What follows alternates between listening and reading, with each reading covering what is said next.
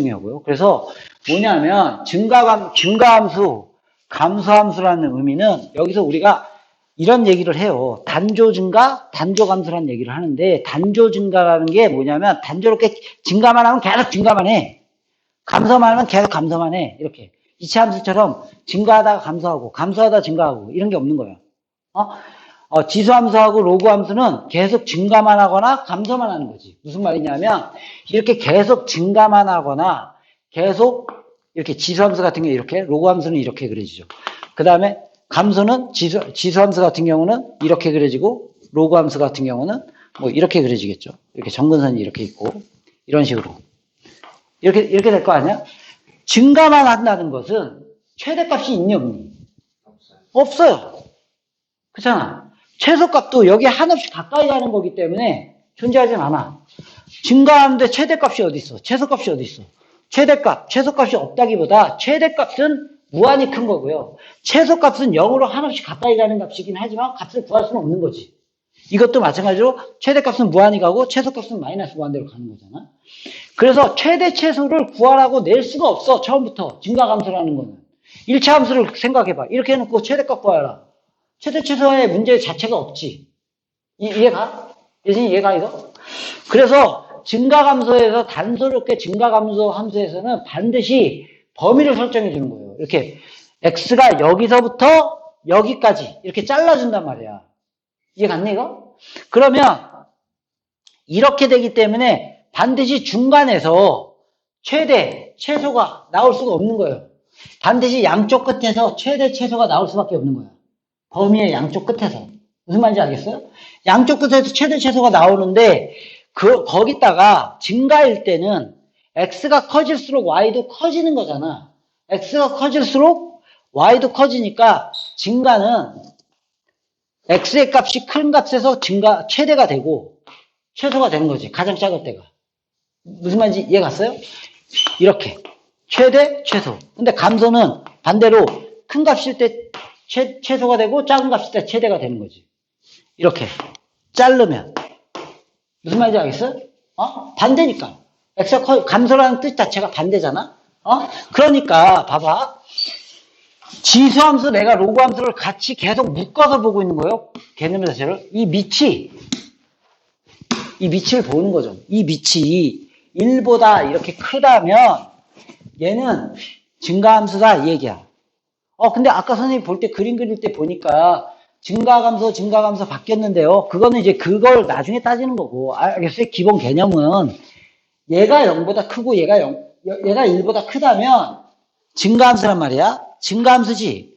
증가함수일 때는 이렇게 되는 거지. 이 fx라는 애 자체가 최대가 되면 y도 최대가 되는 거지. x가 커질수록 증가함수라는 의미 자체가 그렇잖아. x가 클수록 y도 커지는 거니까 x가 최대가 될 때 요 지수 부분, 요 로그 부분, 요게 최대가 되면 y의 값도 최대가 된다. 이해가니 이거? 증가함수라면 x가 커질수록 y도 커지니까 얘가 최대일 때 최대가 되고 최소일 때 최소가 된다는 거야. 중간에서 최대 최소가 없다. 이 얘기야.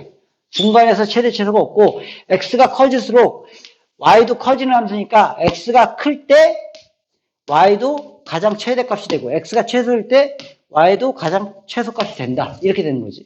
근데 감소함수는 x가 커질수록 y는 작아지는 거니까 x가 최대일 때 오히려 최소가 되고 최소일 때 오히려 최대가 된다. 이 얘기예요. 알겠어요? 그러니까 이렇게 x가 최소일 때는 y도 최소가 된다 이 얘기야. 증가함수는 그러니까 똑같이 가는 거지. 최대일 때 최대가 되고 최소일 때 최소가 되는 거지. 그리고 fx의 범위가 알파보다 크거나 같고 베타보다 작다면 y의 범위도 얘건 y의 범위도 이렇게 되는 거지. 그대로 a의 알파, a의 베타 그대로 똑같이 가는 거지 이렇게.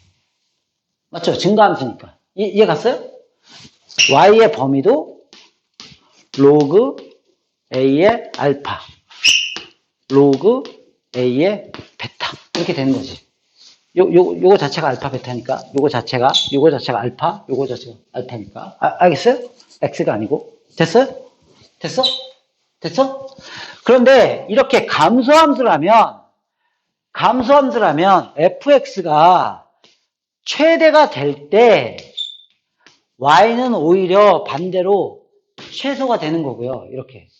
fx가 최소가 될 때 오히려 y는 반대로 최대가 된다. 이 얘기예요. 이해가지? 감소는 반대야. 반대.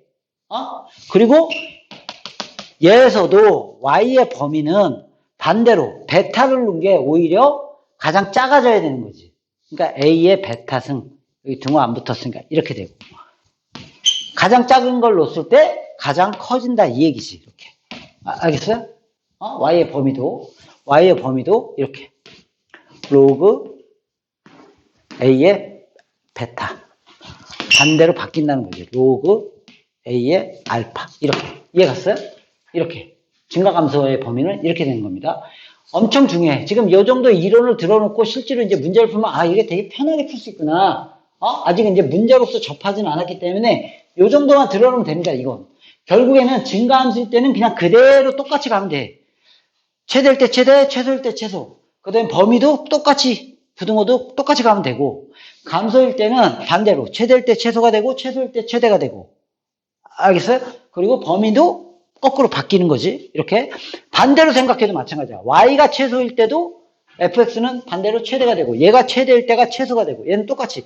얘가 최대일 때 최대, 얘가 최소일 때 최소. 이렇게 거꾸로 가도 마찬가지. 무슨 말인지